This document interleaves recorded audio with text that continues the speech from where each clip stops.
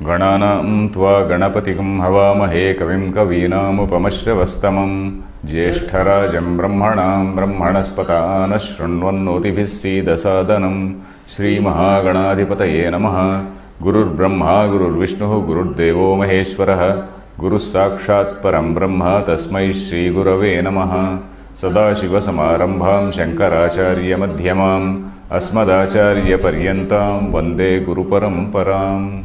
Om. Dear friends, we are reading the introductory passage written by Sri Shankaracharya. Sri Shankaracharya has given a very brief introduction to Bhagavad Gita. We have just started the introduction in the last class. I explained that prayer shloka, that is Om Narayana Paro Vyakta, that shloka I explained. Then we just started reading the introduction, where he was saying that dharma is of two types. Dharma, dvividho hi vedokto dharmaha. So this dharma is of two types, which he was saying. One is for prosperity on earth. It may be prosperity on earth, any prosperity, even desire for heaven, etc. Even that comes under Abhyudaya. It is not Nishreyasa. There are two words which we have to understand here. One is Abhyudaya and the other is Nishreyasa. Abhyudaya is a personal longing for some type of prosperity. Somebody wants, say, wealth in some form. Somebody wants something else. Somebody wants, say, children. Somebody wants empire. Somebody wants to go to heaven. All these things. It is a personal desire. So that is what is called Abhyudaya. Then Nishreyasa is something where a person gives up all these things and then seeks to attain or seeks to know what is the ultimate reality. And that is what liberates him. And that is what is called moksha. The very meaning of the word moksha is liberation. It comes from a root, Sanskrit root muchil. That meaning is freedom. That is to get freed, to get liberated from all the bonds which a person has. So that is what is moksha. Moksha means liberation. So that is the Nishrey. It is otherwise called Nishreyasa. That is the highest human goal. So this Vedas, they talk about these two types of activity. One is Abhyudaya and the other is Nishreyasa. For Abhyudaya, it is prescribing some yajna, yaga, etc. various things. It prescribes various other activities, social activities. All these social activities where you have got an interaction with the external world, where you are doing some charitable, deeds. So with all this, you are getting what is called some punyam. That is some sort of positive merit which you are getting by doing some good deeds. And because of this positive merit, maybe immediately you will get some gain, or maybe after death a person goes to heaven or some other heavenly loka. So that is what is called Abhyudaya. But in Nishreyasa, a person discards all these things as something which is something which is mediocre. And then he tries to know what is the ultimate reality. So what does it mean? It means that our longing for heaven, etc., there is nothing very great about it. There is nothing very spiritual or holy about it. There is nothing very, praiseworthy about it. It is the ultimate human goal to attain knowledge of one's own self. What is the ultimate reality? So that has been the objective of Vedas. So that, okay, a person who is not capable of doing that, he has to follow the path, the worldly path, and then he has to follow this discipline which is ordained or enjoined on a person by the Vedas, by the Dharma, by the Pravrutti Dharma. So that is what we have seen in the last class. Jagataha sthitikaranam praninam sakshat abhyudaya nishreyasa hetuhu yassa dharmaha. This line, I think, did we read this line or not? Jagataha sthitikaranam.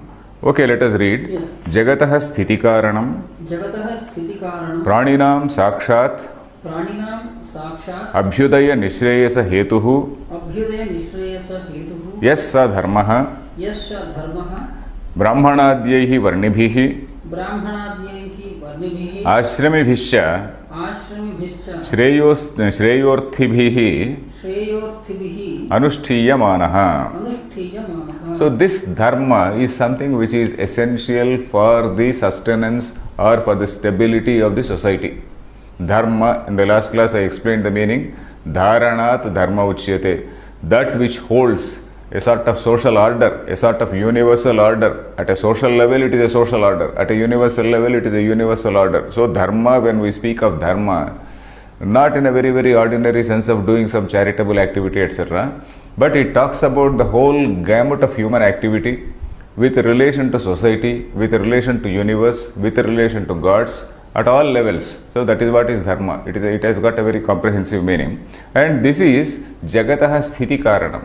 This is the reason. This is the main reason for the stability of the society. It prevents society from disintegrating. So that is the meaning of Sthiti. Sthiti means stability, stay. Sthiti Karanam. Then Praninam Abhyudaya Nishreyasa Hetuhu. It is the cause for Hetu means cause. It is the cause for Abhyudaya. Abhyudaya means prosperity, well-being, let us say. Then Nishreyasa. I just now told you about Nishreyasa, that is heaven. Sorry, not heaven, but moksha, that is liberation from all these things. So this thing, this dharma, Brahmanadyehi varnibhihi. I think in the last class we stopped here. Brahmanadyehi varnibhihi. So there is what is called varna in the Indian tradition. Varna means, it should not be confused with what we call caste. Caste is something different and varna is something different.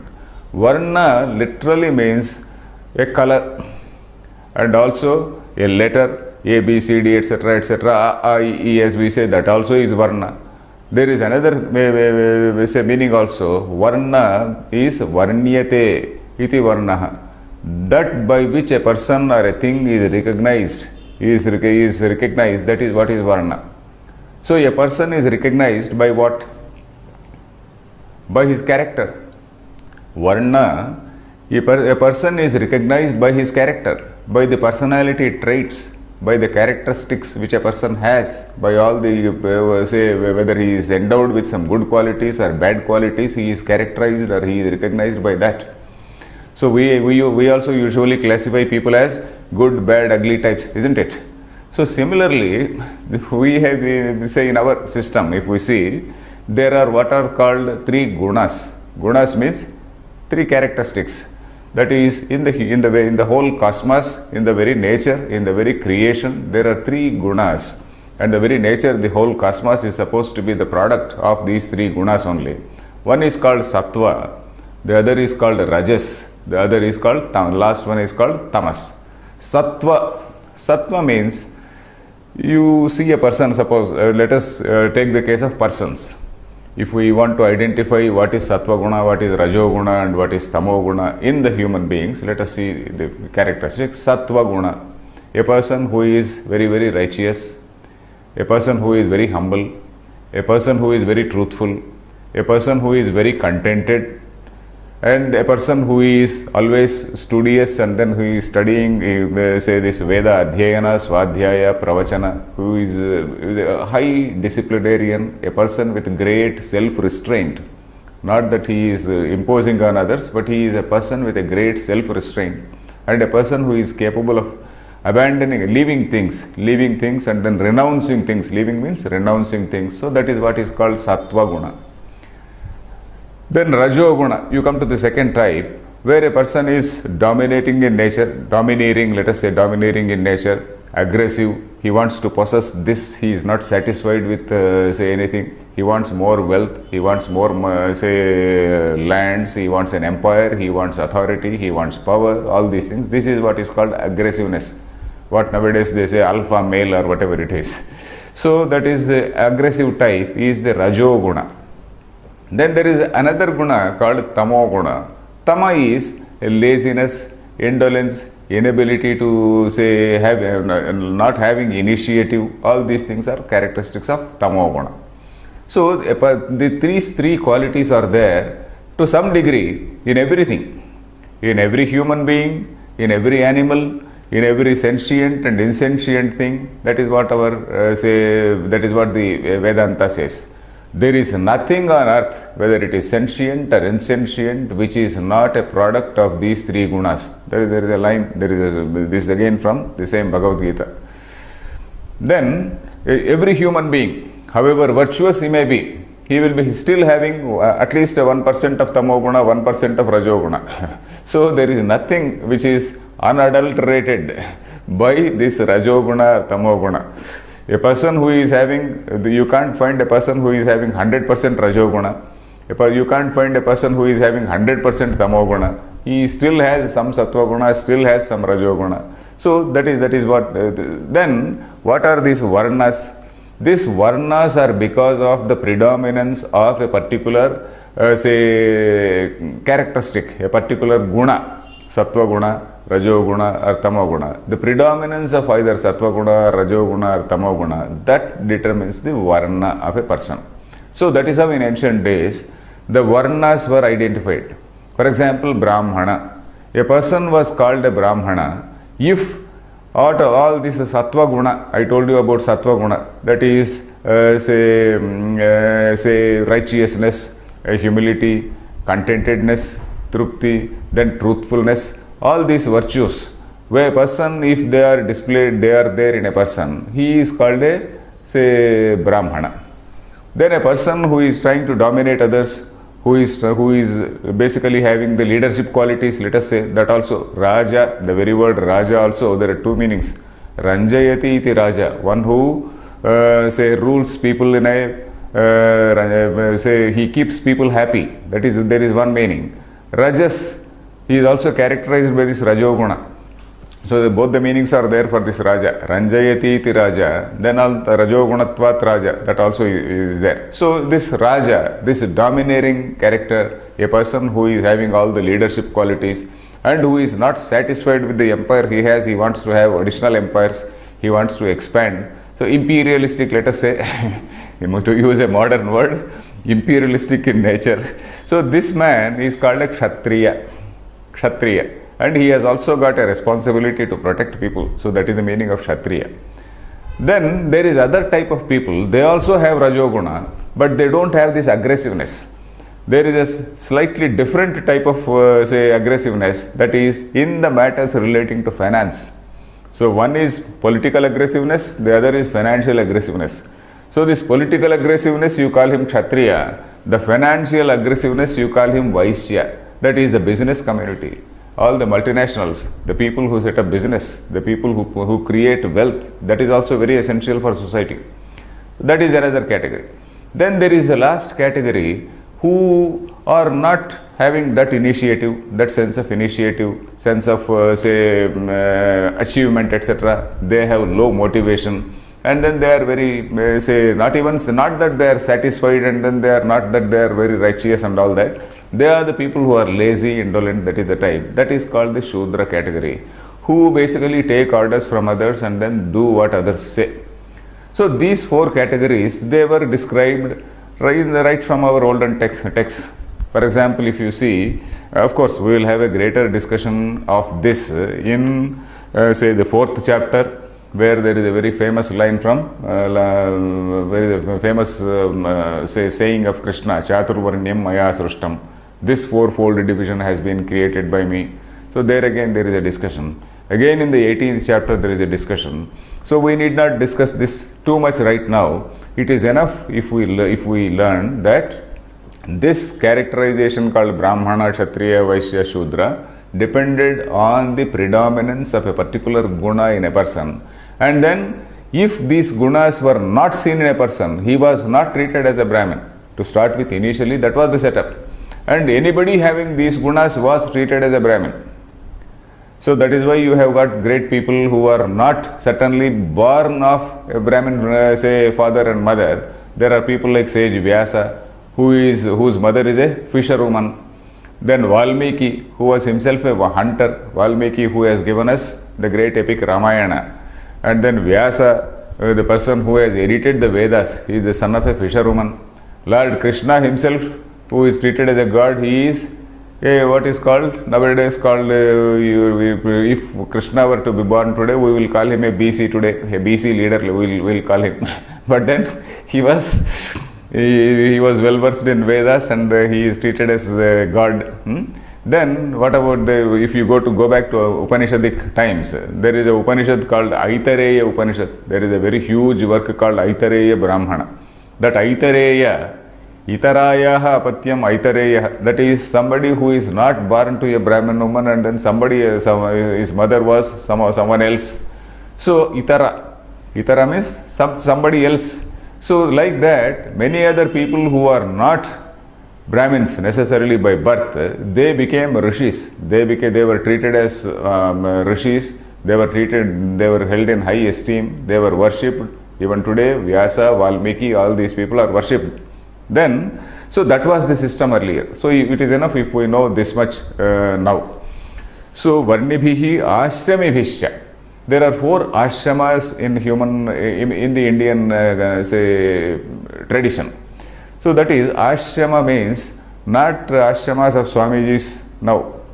There is one ashrama of some Swamiji in some place, another ashrama of Swamiji in some other place. We are not referring to such ashramas where Swamijis, they build some huge structures and whatnot. Ashrama is a stage in life. So in olden days, the man's life was basically divided into 4 stages. That is, in the beginning, that is right from his 8th year to 16th year. So he was supposed to up to 8th year, he was there at home observing his parents and just playful. Then from 8th year onwards, once this Upanayanam is over, Upanayanam means that there is they put some sacred thread around on him, and then from that time he is supposed to study the Vedas. For the next 8 years he studies Vedas. He understands the meaning of the Vedas, not merely learning them by heart, understanding the meaning of the Veda. So that is called Brahmacharya. Vedas, they talk about the Supreme Brahman, isn't it? So that is why this person who is studying Vedas during that time, he is called a Brahmachari, who is studying the nature of Brahman. So who is studying the nature of Brahman, who is trying to know what it is. He may not realize it, but intellectual level, the fellow is reading.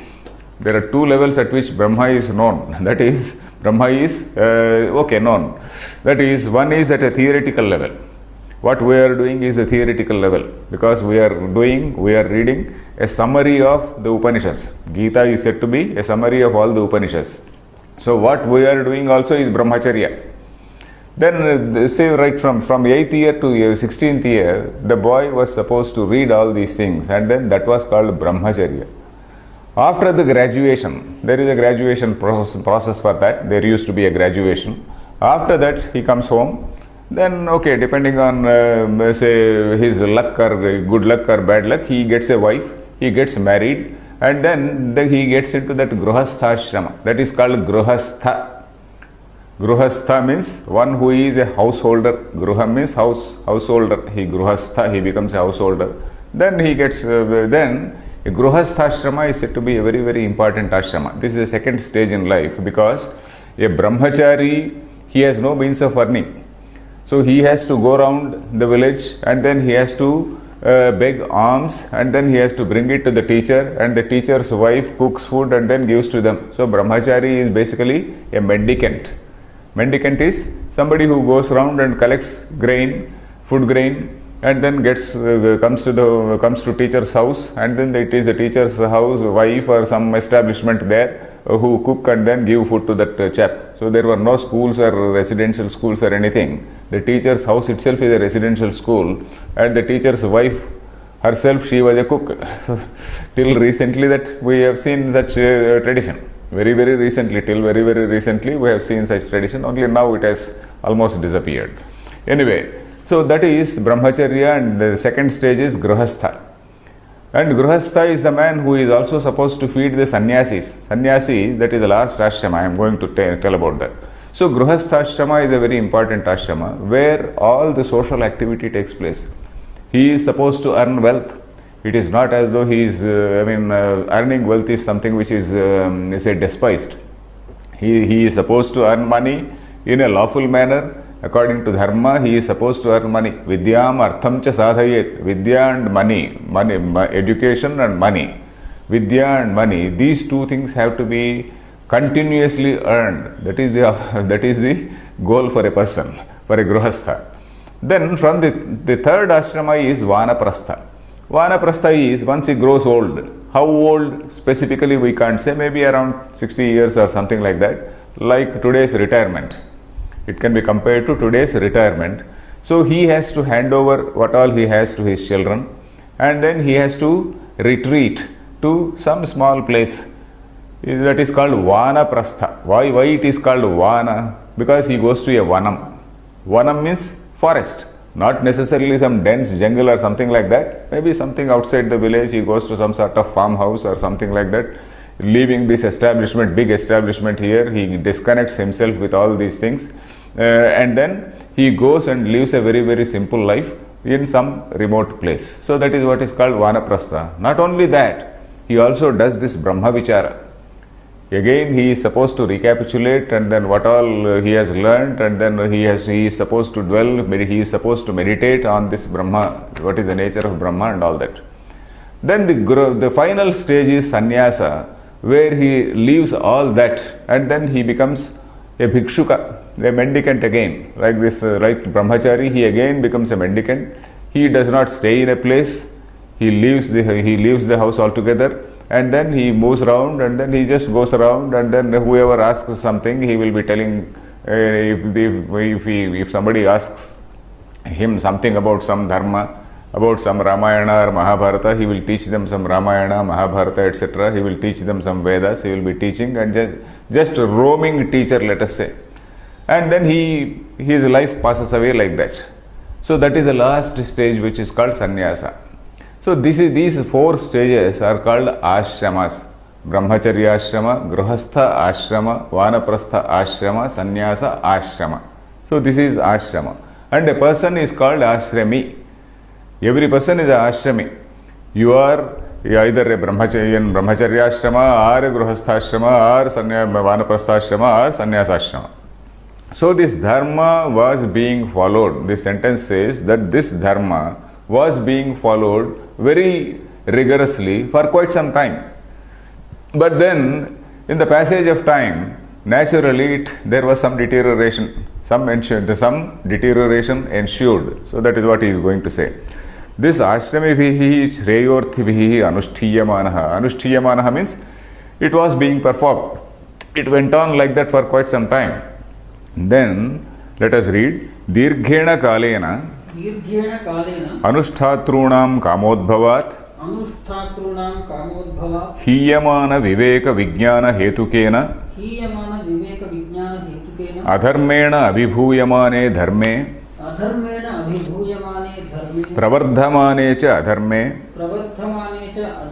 Jagataha Sthitim Paripipalaishuhu Sa Adikarta Narayanakhyo Vishnuhu Bhaumasya Brahmanaha Brahmanatvasya Rakshanartham Devakyam Vasudevat Amshena Krishna Kila Sambabhuva. Okay. So he says, there is a lot of information packed into this small passage. So Dirghena Kalena, over a period of long time, with a passage of long time, Anushtatrunam Kamodbhavat. So all these people who have been performing rigorously for quite some time, so these people, they gradually became, their sense of dedication became deteriorated. Their sense of dedication came down. Kamodbhavat. Why? Because of desire, because of greed, because of some vested interest. Earlier I was telling you, this Brahmana, Kshatriya, Vaishya, etc., they were interchangeable. Whoever had that particular characteristic was a Brahmana. And if a man did not have the characteristic, he became a Shudra. So that was the initial thing. But over a period of time, so there was some vested interest. Even a person who is not having those characteristics, he continued to be a Brahmin.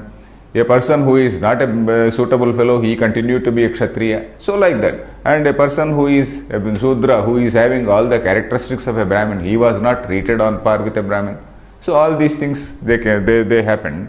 Kamodbhavat Hiyamana Viveka Vijnana Hetukena. That is Hiyamana, that is deteriorating. Hiyamana is present continuous tense. I am also telling grammar now and then because my intention is any listener should also learn some, say, Sanskrit. because otherwise there is no opportunity to listen to Shankaracharya's words, isn't it? So about 25% of my class can be treated as some Sanskrit class. If not 25%, maybe about 15%. Then the remaining is, say, Vedanta class. Vedanta class about 80%, about 20% is Sanskrit class. Otherwise, because it will help you. It will help you to know the words, and then again, if you listen to the same thing for the second time, you will be able to understand better.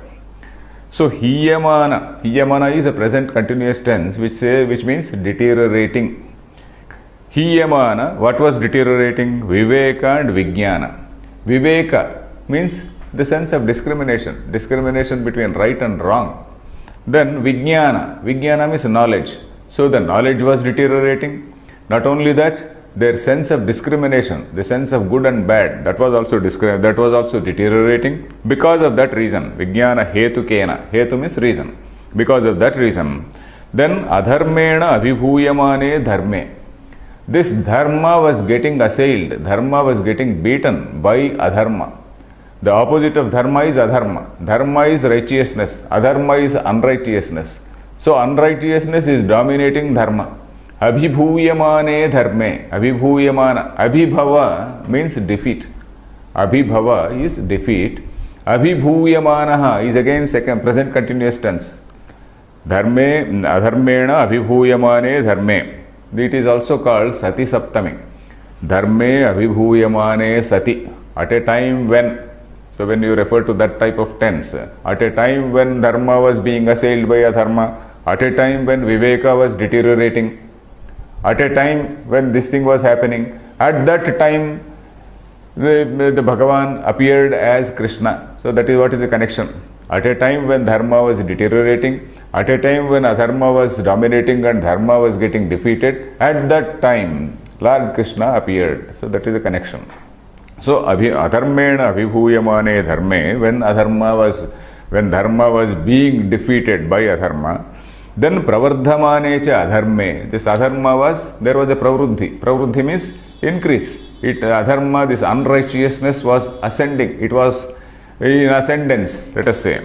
Then jagataha sthitim paripipalayishuhu. So the Lord's duty or the divine scheme, let us say, the divine scheme is to restore that order, restore dharma.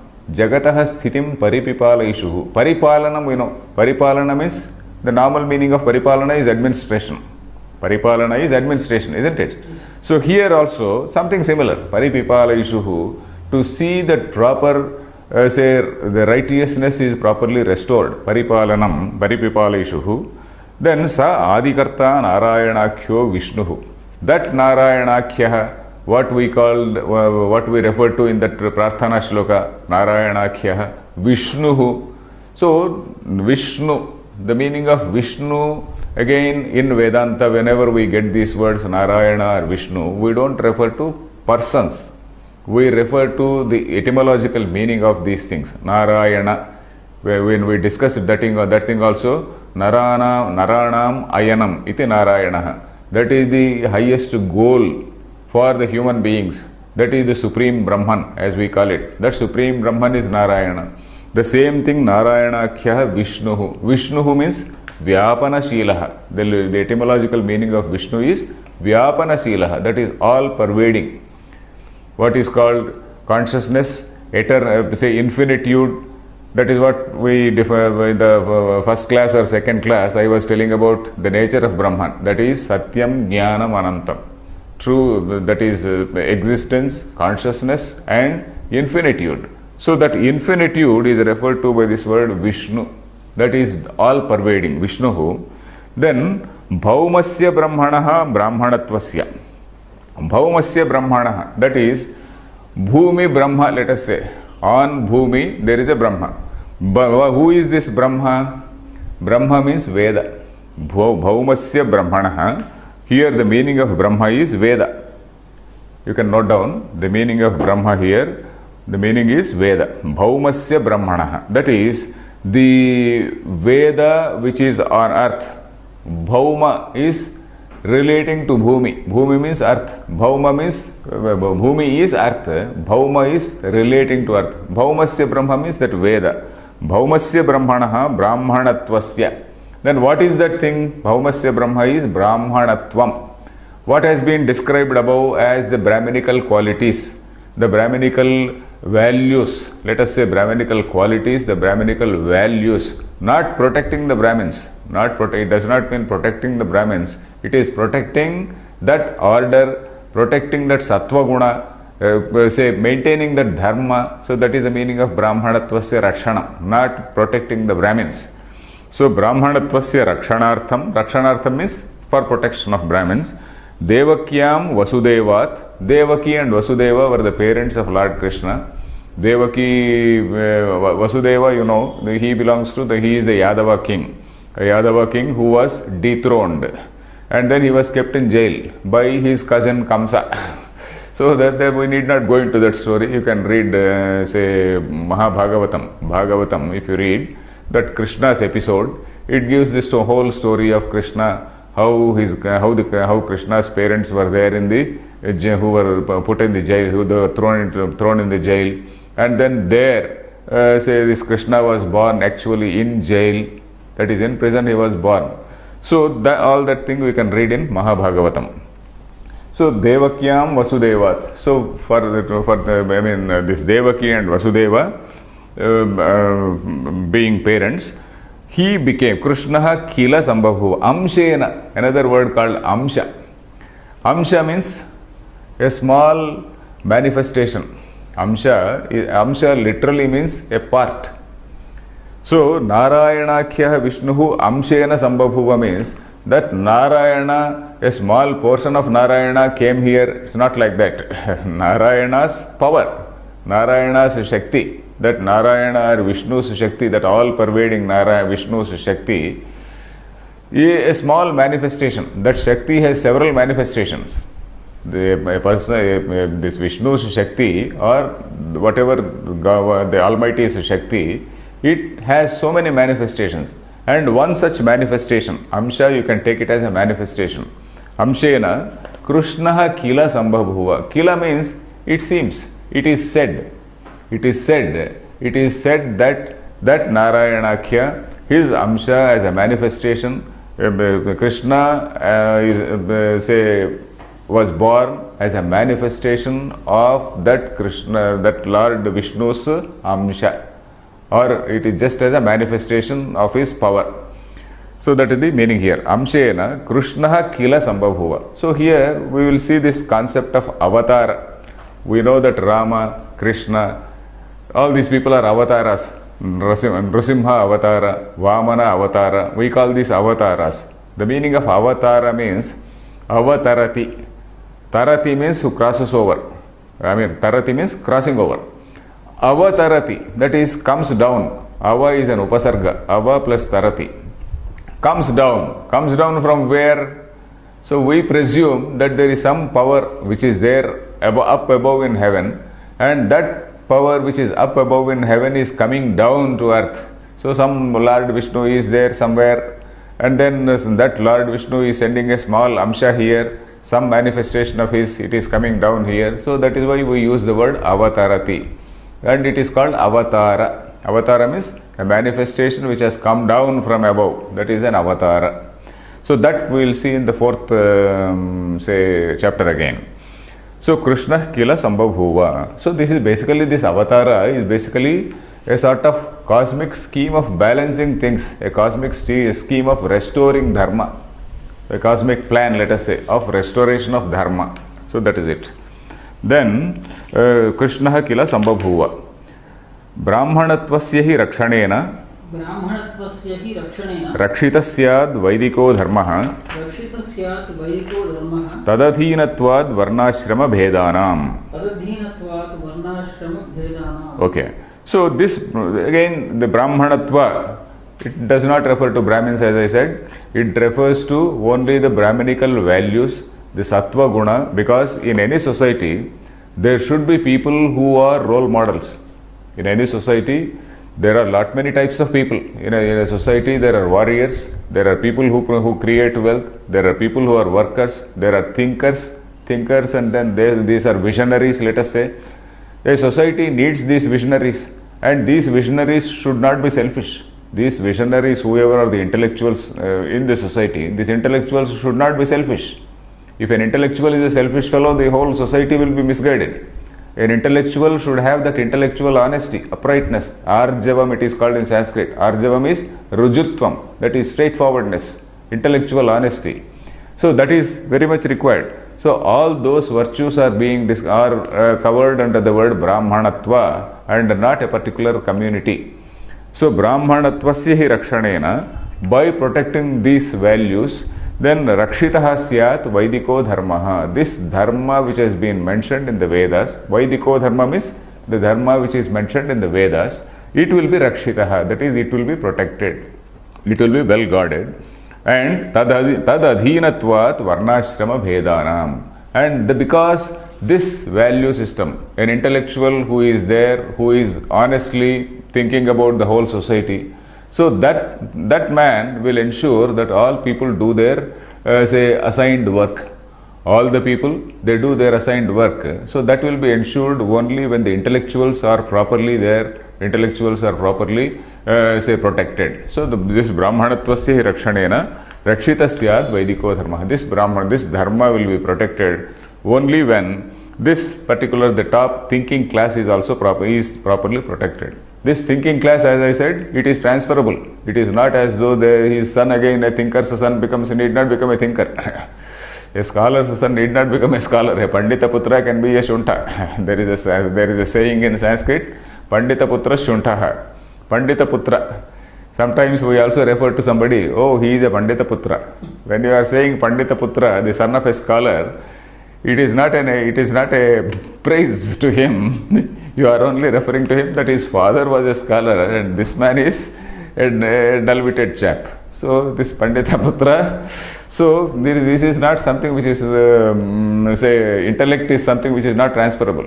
So a person of some other, Varna, having these characteristics, he will graduate to the higher Varna. So this we have to always remember, what was the situation earlier and how the social change has come. We need not go into all that. There can be why sociological factors and all these things have created a lot of social tension in India. This is responsible for several problems which we have faced in history.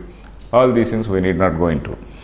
Then let us read. Sacha Bhagavan Jnanaishwarya Shakti Bala Virya Tejobhihi Sada Sampannaha Trigunatmikam Vaishnavim Swam Mayam Mula Prakrutim Vashikrutya Ajaha Avyayaha Bhutanam Ishvaraha Nitya Shuddha Buddha Mukta Swabhavaha Apisan Swamayaya Dehavaniva Jata Ivacha Lokanugraham Kurvan Iva Lakshyate. So the sentence here is Sacha Bhagavan Lakshyate. That particular God is seen. Lakshyate means seen. Sacha Bhagavan, that particular Bhagavan which we have referred to, that is Vishnu, who is appearing as Krishna, Avatara, in his Avatara as Krishna. So that Bhagavan, Lakshyate. Lakshyate means it is seen. Then the question comes. So Shankara, I will explain this sentence first and then I will get into discussion. Such a Bhagavan, Jnana, Aishwarya, Shakti, Bala, Virya, Tejobhihi, Sada Sampannaha. Sada Sampannaha means he is always equipped with. Sada, always, Sampannaha, equipped with what? Jnana, Aishwarya. Jnana means wisdom. Aishwarya. Aishwarya means not money, not wealth. Ishvarasya bhavaha Aishwaryam. That is capacity to rule. Ishvarasya bhavaha. That ability to rule, capacity to rule, capacity to control. Ishvaraha. Ishaha. Ishaha means lording over. Ishitavyam. Isha means lording over. Ishvarasya bhavaha Aishwaryam. Aishwarya. Shakti. Shakti again means the capacity. Bala. Bala means Not Shakti and Bala, there is a slight difference. Shakti is capacity. Balam means all needed equipment. In the case of a king, all various other the people, the supporting mechanism. That Balam is that supporting mechanism. Then Virya. Virya is again valor. Tejas. Tejas is something, no enemy can assail you. Unassailability. That is what is called Tejas. Unassailability. So all these things, all these qualities are there in that Bhagavan, Sada Sampannaha.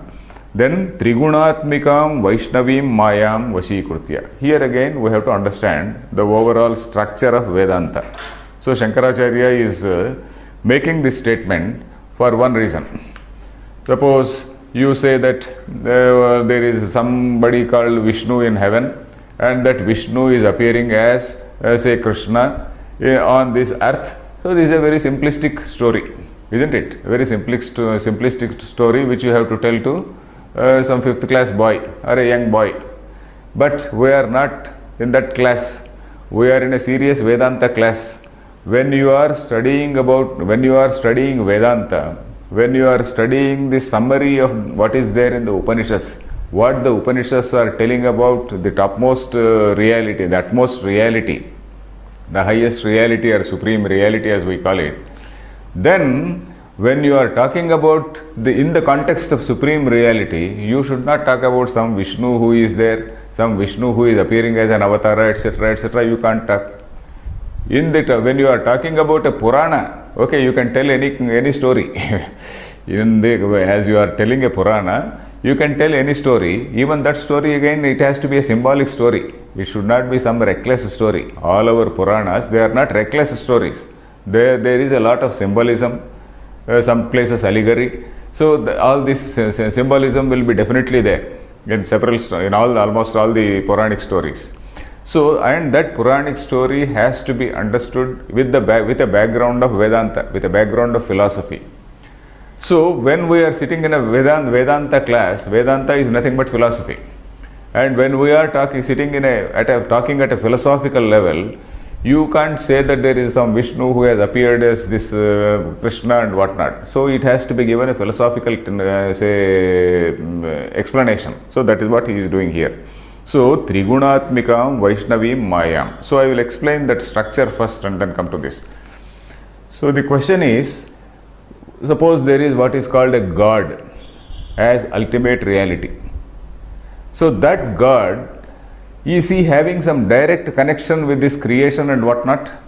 The question is that God having a direct connection? Is he directly monitoring you every day? Is he directly monitoring my work every day? Is he doing the work of a super cop sitting in the sky with a great some sort of observation mechanisms and whatnot, surveillance, high-tech surveillance mechanism and whatnot? Is he sitting there in the sky observing all of us and then noting down all our good deeds or bad deeds and then trying to punish us, creating a heaven somewhere and creating some hell somewhere? And then you are doing some good deeds and then you are sent to heaven and where you can dance with some damsels, or you can go to hell and get roasted there. So is it his job to do all these things? So that is the primary question. So Vedanta says it is not his job. It is not like that. The situation is not like that. Then what is this? What is this creation? The creation appears. The ultimate lesson of Vedanta is the creation is an appearance. Shankaracharya is making this statement right in the beginning. Because when Shankaracharya is saying that there is an amsha, then brahmanatvasya rakshanartham, etc., he is talking in a normal context, normal man's tone. Here, immediately he is making a correcting statement. Because at all places, he has to give a perspective. Shankaracharya very often, say even when you go through the text, so whenever there is some reference to gods, etc., he immediately gives a proper perspective to that, the philosophical perspective to that. So that is why he is saying this Trigunatmika. So this God or entity which we are talking about is something which is of the nature of consciousness It is something which is of the nature of existence. It is existing everywhere. And then existing everywhere means infinitude. So that consciousness, it is not directly involved with the day-to-day supervision of you and me. Then what is all this? There is so much of order and whatnot. So the explanation given by Vedanta is, there is something called a sort of a power called Maya. It is the creative power which appears in this Maya or Prakriti. Maya has several names. It is called Avyakta at places. It is also called Prakriti. So this is a sort of power, a creative power which manifests in that Brahman. And in this Maya, there are these three characteristics which we just talked about. There is Sattva Guna, Rajo Guna and Tamo Guna. And because of the interaction of these Sattva Guna, Rajo Guna, Tamo Guna, all these things like space, Akasha, what we call space is called Akasha. Then again from space, in fact there is a Upanishad called Taittiriya Upanishad, which talks about the evolution of this whole universe. That is Akasha, Dvayuhu, Vayo, Ragnihi. That is from that Akasha, all this Vayu means all various types of gases came. Vayo, Ragnihi. From these gases there was fire. Agneirapaha. This fire cooled down and then it became a fluid. Apaha means water. Then that again solidified. Adhyah Pruthivi. It got solidified. And then this is Prithivya Oshadhayaha. Over a period of time, from this Pruthivi, there was a lot of vegetation. All this animal kingdom, not animal kingdom, this plant kingdom. Prithivya Oshadhayaha. Oshadhibhyo annam annat purushaha. That is what Taittiriya Upanishad says. That is, from all this plant kingdom, life came. Life means food. Not exactly, from all this plant kingdom, food came. Oshadhibhyaha annam. Food means something which eats and gets eaten. That is the definition of food. You eat and get eaten. You and I, we are also food, according to Vedanta, because we eat and we also get eaten. So anyway, Annat Purushaha. Purushaha means the living being. Purusha does not mean human being. Purusha refers to all beings, including some animals, lion, fox, everything, jackal, everything. All these things are from this plant kingdom. So that is how this thing says. And ultimately, the Vedanta says, all this is an appearance in that one Brahman. It is an appearance. So all these things, Srushti Krama is not to tell about the way Srushti has evolved. It is not talking about the evolution. It is basically to tell that apart from Brahman, there is nothing else. It is all an appearance in that Brahman. So in that context, we have to understand this, and Shankaracharya is making this statement right in the beginning. We have to see that Shankaracharya, his focus is always very, very clear. He does not divert from the topic. He is always focused on this topic of Vedanta. He will never commit a mistake. So that is why he says, he is making this statement immediately after he said Avatara, etc., etc. Immediately he is saying, the question comes, is the God directly connected with this? Is he waving some magic wand and creating all this earth, heavens and say human being and all that? It is not like that. This is only something, it is an appearance, what is called Maya. Is it there or not? Vedanta says we cannot say. We cannot say whether it is there or not, whether it is Sat or Asat. So ultimately when you ask a Vedanti, whether say whether the thing exists or not, whether the world exists or not, we cannot say. But whereas whether I exist or not, there is no doubt about it. I do exist for my own existence, because I am of the nature of that knowledge of consciousness. My nature is consciousness. So when I say I, my nature is consciousness and I can't deny my own existence. So you very well exist, jolly well exist. But then the world, as we see, the physical world, there are two levels. The physical world we see and the knowledge or consciousness which we say observe. Consciousness no doubt is there, but the physical world, is it there? That is a very, very big say discussion which we will see in course of time. We will not get into all that. It is enough if we see now that Shankaracharya is making a corrective, it is a philosophical perspective to to what he said earlier regarding Avatara. So Trigunatmikam Vaishnavim Mayam Mola Prakrutim. So this Maya, it is called Trigunatmika. It is having three characteristics. Vaishnavi means something relating to Vishnu, that is all pervading. That is then Swam Mayam. It is that Maya. Maya does not mean illusion or delusion. Maya is a power. It is a power which manifests in that Brahman. It is also called Moola Prakriti. That is the root cause. Moola Prakriti. That is the cause for this whole appearance. Vasikrutya. Having that under control, then here he says, what is the real nature of that Brahman? Ajaha, Avyayaha, Bhutanam, Ishvaraha. Ajaha means something which is never born. There is no question of born. The intelligence is never born. It is always there. It is always there. There is no specific birth to that Ajaha. Then Avyayaha, it never changes. It never undergoes any change. All these words we will also see in, as we go ahead with the text. Bhutanam Ishvaraha. Bhutanam Ishvaraha means he is responsible. He is, lording over all the bhutas. Bhutas means Panchabhutas. Prithvi, Apaha, Teja, Vayurakasha. That is sky, space, then air, fire, water and earth. These are the five elements which we talk about. All these five elements, they are under the control of this Maya. Then what else? Nitya, Shuddha, Buddha, Mukta, Swabhavopi San. So what is this Swabhava? What is the real nature? What is the intrinsic nature? It is Nitya. Nitya means something which is beyond time. Nitya is eternal, something which is beyond time. Shuddha. Shuddha means something which is untouched by any activity.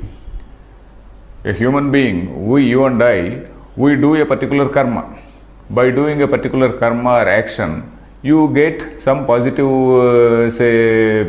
benefit or a negative thing, or a positive fallout or a negative fallout. So there is something called, when you do some punya, when you do a good deed, you will get some positive merit. When you do some bad thing, you get some negative point.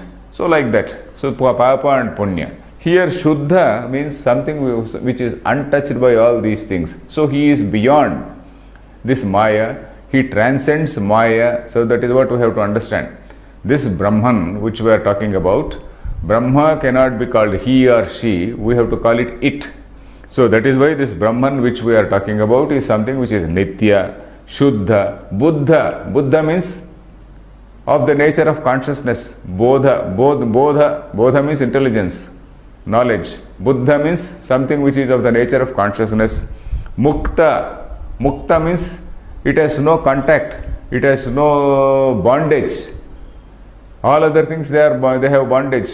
A human being has bondage, an animal has bondage. You have got bondage. The moment you are born, you are dependent on the elements. Every second we are supposed to breathe in air. Unless you breathe in air, you can't survive. So there is a bondage. There is a sort of interconnection, interdependence in the whole universe. So here we are talking about something which is beyond all these things. Mukta Swabhavopi San. Though he is like that, then Swamayaya, by his own power of Maya, Dehavan Iva, as though he is having a body. Dehavan means as though Dehavan means one who is having a body. Dehavan Iva, as though he is having a body. Jata Ivacha, as though he is born. Lokanugraham Kurvan Iva, as though he is restoring dharma and then doing benefit to the society. As though he is doing benefit, dharma, doing Lokanugraha, as though he is benevolent to earth, and then as though he is restoring dharma. So he is appearing like that, Lakshyate, appearing. So what we say as Krishna's avatara is a sort of divine manifestation. It is just an appearance. But the real Supreme Brahman has nothing to do with all these things. It is basically in the cosmic scheme of things that when there is an adharma, when we talk about dharma and adharma, we are talking at a lower level. When we talk about Brahma, we are talking about a higher level. So when we talk, both the levels are required. Because if you don't talk about dharma and adharma, that is righteousness and unrighteousness, If you say that everything is Maya, it is something which is an appearance, we do not know whether it is there or not, then where is the guidance for human being? A human being will be let loose, and then already there is a lot of rapaciousness in society. So the human being will be further let loose, and he will be no different from a wild animal, a predatory animal. So to prevent all this, we have to talk at two levels. Vedanta talks at two levels. One is at the ordinary level, at the empirical level or a transactional level. It is called a Vyavaharika Satya. Then it also talks about the Paramarthika level. This is a lower level of truth, and the other one is a higher level of truth, Paramarthika Satya. So at a Paramarthika level, this is Nitya Shuddha Buddha Mukta Swabhava. At an ordinary level, he is a Dehavaniva, Jataiva, and then he is restoring Dharma, he is restoring order. So he is punishing bad people, rewarding good people. So all these things is at a Vyavaharika level. So Dharma, Adharma, etc. are at the Vyavaharika level. So that is what we have to understand here.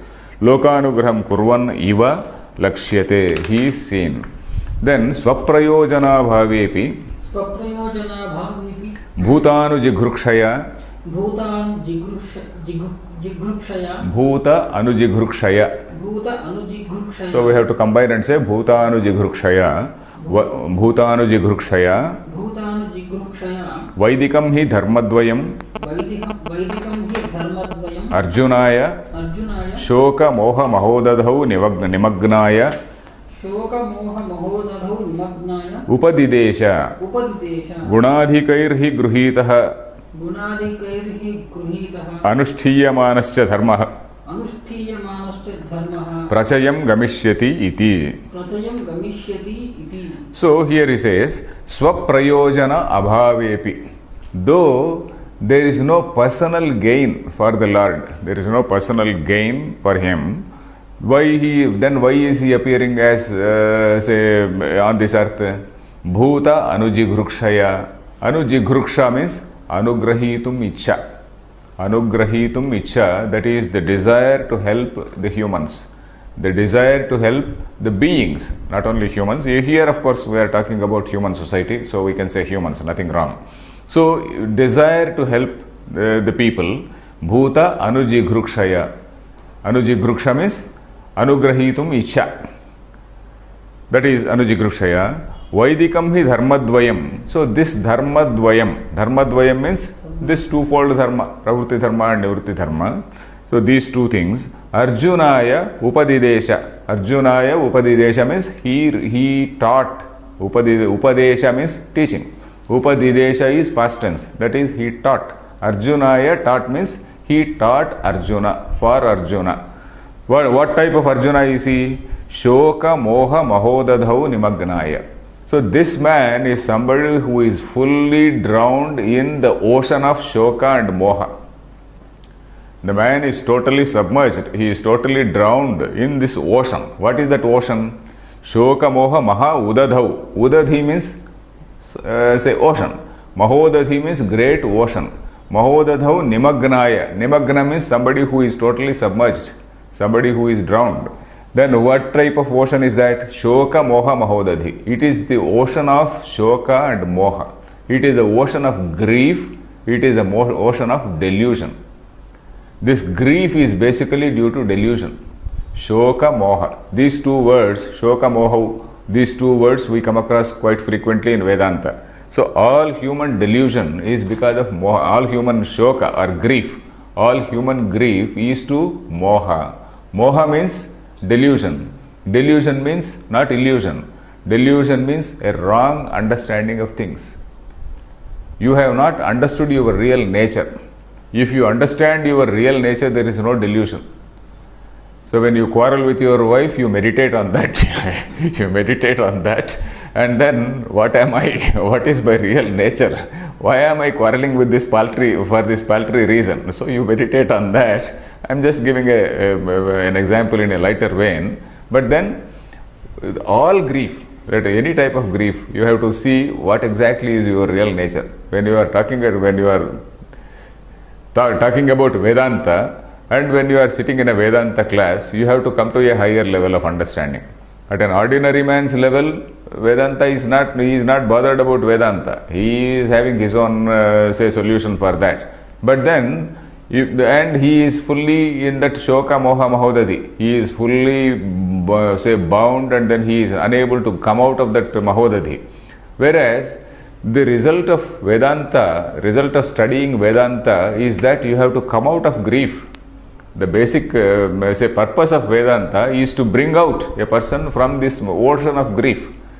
So this Shoka Moha Mahodadau, it is not only Arjuna who is drowned in this ocean of samsara, in this ocean of Shoka and Moha. All human beings are perpetually drowned in that Shoka Moha. They are just coming up now and then breathing and then again getting drowned. So that is how we are all surviving. So Vedanta, the purpose of Vedanta is to bring you out and then give you some, courage and wisdom. Not necessarily courage, it is wisdom. And from that wisdom comes courage. And then your shoka is dispelled. Shoka is grief, that is dispelled. Upadidesha. Then he also says one thing. Gunadhikairhi gruhitaha anushtiyamanascha dharmaha prachayam gamishyati. Why did he teach Arjuna? He taught Arjuna because if he teaches some man on the roadside, it is not something, it is never, that roadside man is never a role model for anybody. Whereas Arjuna is the topmost warrior in that battlefield. He is the topmost warrior in the whole, army on both sides. So for such a man, if he teaches, then such a man, if he understands, then that is something which is a very high profile thing, isn't it? So, to use a modern word, it is a very high profile thing. So, a person who is in a high place, he is looked at by all others. So, he is imitated by all others. So, he is the man who is a role model for all others. So, Gunadhikaihi. Now, he is saying, you see the word Gunadhika also. He is not only somebody who is valorous, not only who is somebody who is powerful, but he is also somebody who is highly virtuous. So we have to note the word Gunadhika also, a value system which is adopted by the highly virtuous people. So that is how we have to see here. A value system which is adopted by highly virtuous people, that will be Prachayam Gamishyati, that will become popular. Prachayam, it will spread out. It will spread out, it will become popular. Prachayam Gamishyati, it will spread out. Of Gunadhikaihi Gruhitaha. Gruhita means that which is accepted. Anushthiyamanaha. Anushthiyamanaha means that which is implemented, that which is properly followed by people, the learned people, by good people in society. Whatever is followed by good people in society, that becomes the model for others. Not whatever is followed by some corrupt politician. A corrupt politician may make hundreds and thousands of crores. But then that is not a value system which is not regarded it is not valued. Everybody curses it. So that is why Gunadhikaihi Gruhitaha Anushtiyamanasya Dharma. So a value system has to be accepted by Gunadhikaha. That is people who are righteous. Let us continue in the next class. Om Purnamadah Purnamidam Purnat Purnamudachyate Purnasya Purnamadaya Purnameva Vashishyate Om Shanti Shanti Shantihi.